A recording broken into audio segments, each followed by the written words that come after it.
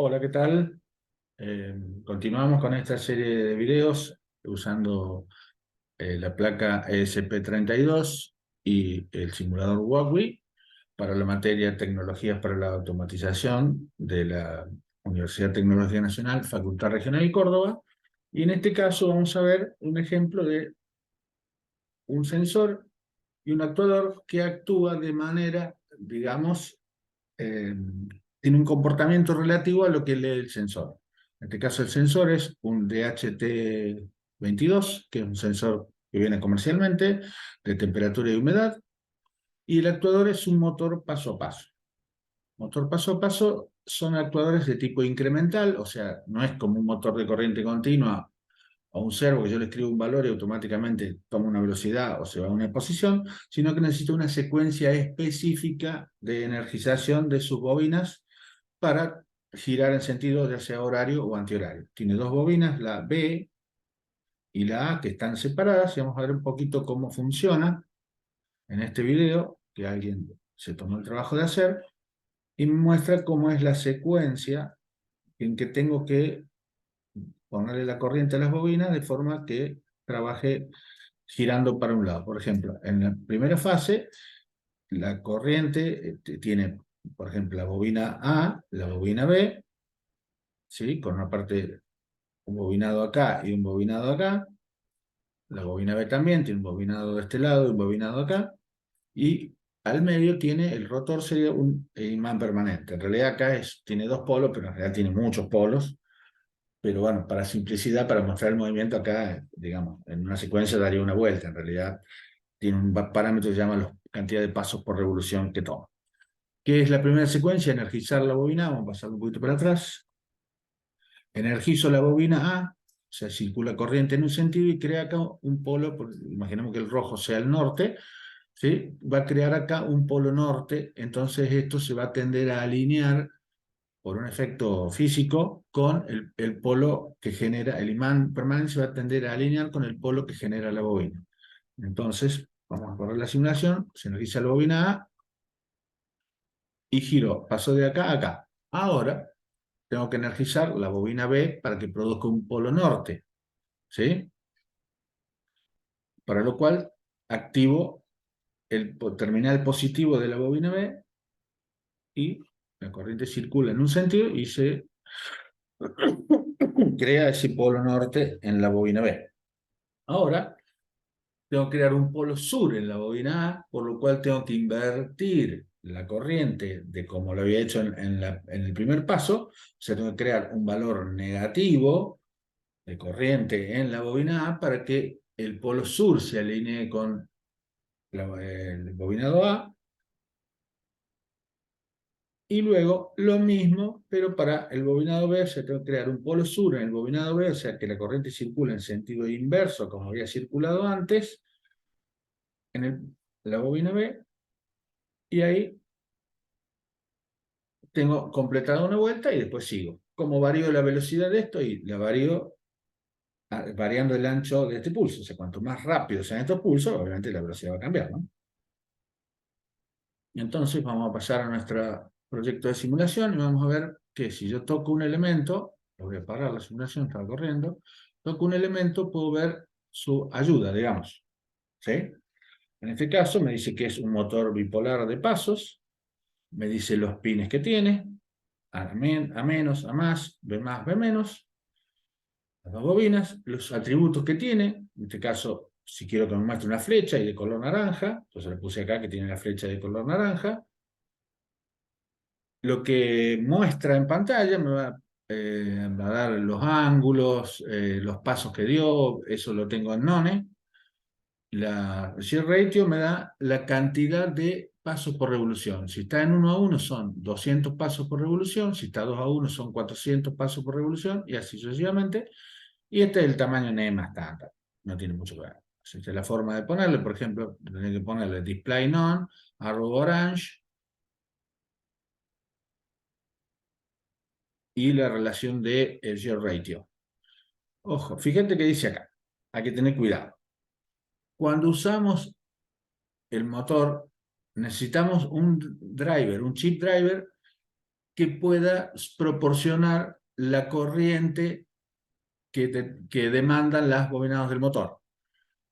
Walkie soporta un tipo de driver, pero también puede conectar directamente al controlador, que es lo que hicimos acá, porque es una simulación digital, entonces las corrientes no son tenidas en cuenta.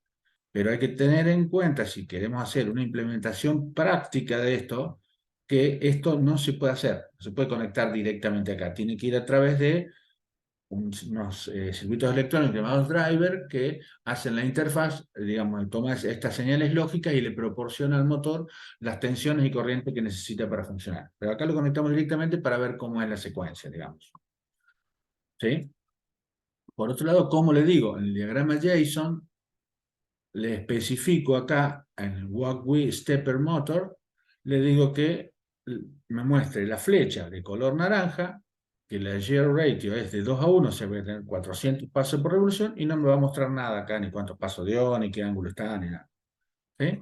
Volvamos a nuestro sketch y vamos a ver cómo funciona esto. Para el sensor, vamos a usar una librería, por lo cual tengo que incluirla. Con la orden include, le digo incluíme la librería DHT-ESP.h, la cual la tengo que tener cargada acá.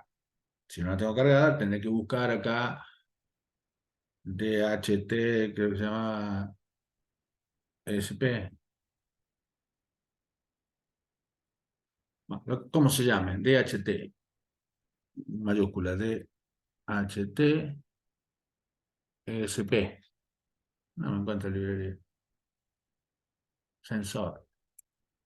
Bueno, DHT Sensor Library for, esta sería, por ESPX, digamos.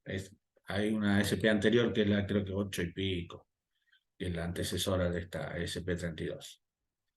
¿Sí? Entonces, primero incluyo la librería. Luego, ¿qué hago? Instancio, como hicimos antes, un objeto llamado DHT Sensor que corresponde a esa librería. Luego defino los pines, el pin al cual está conectado el sensor, que es el 12, los pines al cual van conectadas las bobinas del motor, A plus, A minus, B plus, B minus. Defino una variable flotante, volátil, que sí está en la RAM, llamada temperatura, que es lo que yo voy a usar. Voy a leer del sensor y en base a eso voy a accionar el actuador. Otra variable que es el tiempo entre pasos, el tiempo que dura cada paso, que le llamamos dt, por abreviatura de delay time, que va a ser de tipo doble, o sea, es flotante pero de doble precisión, porque eso resulta de una división y puede resultar valores muy grandes, ¿sí? Y hay que tener en cuenta que no sea infinito. Ojo con esto, acá tengo que ser mayor, acá tengo que ser la... Vamos a ver esa ahora. ¿Sí? Entonces, ¿qué tengo que decirle acá? Y defino la temperatura límite a partir del cual se va a activar y la va a tomar como referencia. O sea, defino una constante que es esa temperatura límite. En el void setup que hago, inicializo el puerto serial, innecesariamente porque no lo uso, pero bueno, como que la orden esa ya la trae precargada cuando genero el sketch de modelo, digamos. Defino el pin mod, que el que va conectado al sensor es entrada, los otros son salidas, y esto es necesario inicializar el sensor. El objeto de HT sensor que yo definí acá, instancié, tengo que decirle, bueno, seteate. Y me pide como parámetro el pin y esta cosa que la verdad que no sé qué significa. Pero bueno, hay que ponerlo porque si no, no funciona. ¿Sí? Yo en el void loop que hago, bueno, leo la temperatura, con la particularidad que acá fíjese que la función se llama get temp and humidity, se me va a leer dos valores. ¿Y cómo me los va a devolver en una sola variable? Y en una variable tipo struct.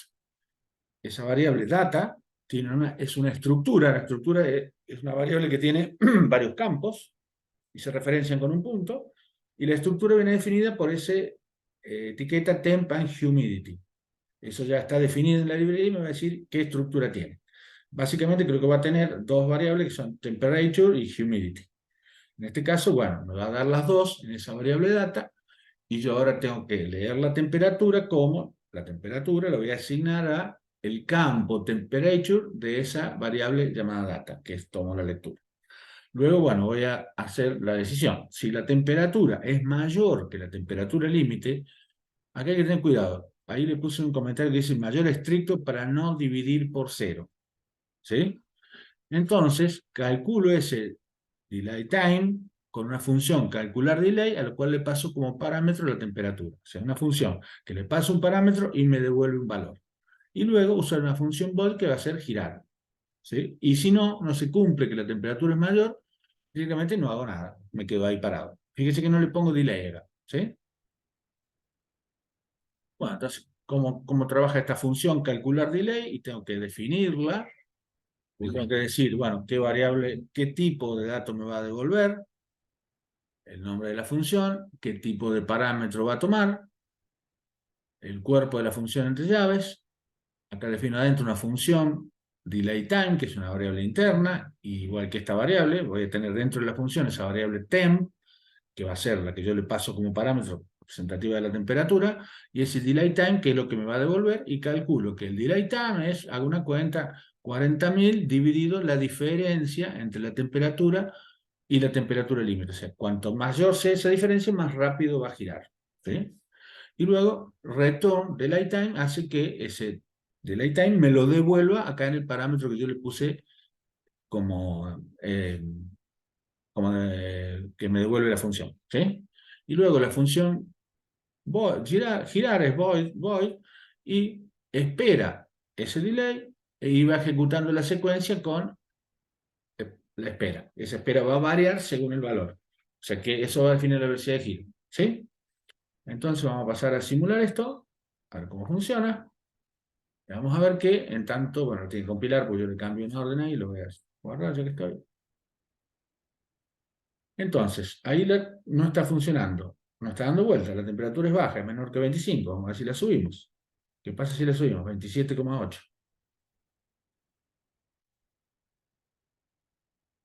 Ahí empieza a girar, ¿eh? O sea, 46,6, bueno, no es muy real esto, ¿ves? Disminuyo, empieza a bajar la velocidad, aumenta la temperatura, sube la velocidad.